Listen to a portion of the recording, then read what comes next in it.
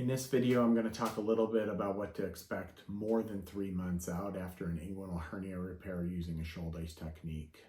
You've had a state-of-the-art non-mesh hernia repair. You've hopefully watched the preceding videos. You've done some of the rehab. Almost always everyone is feeling great. You're still feeling a little bit of that healing ridge. That takes anywhere from 6 to 12 months to fully go away. A little bit of tightness at the incision, a little bit of tugging and pulling with aggressive physical activity, whether it's tennis or golf or other activities that require rotation, are to be expected, but they should be going away.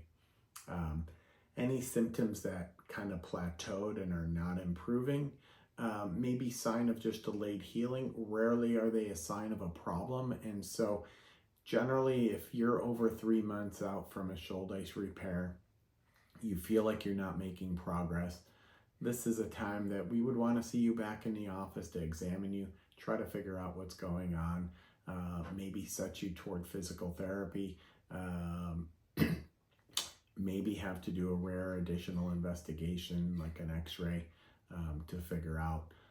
But most of the time we can figure it out just by talking to you and putting our hands on your lower abdomen and examining the surgical site.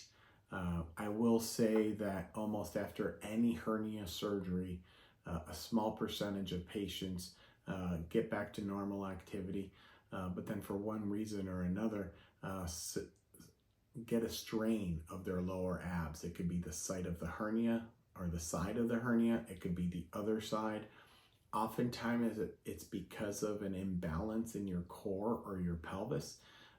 We call it a core muscle injury, and I do oftentimes refer to physical therapists. So having pain at the site of surgery that's new more than 3 months after surgery in well over 90% of our patients is usually a sign of a muscle strain or a core muscle injury, not a new hernia.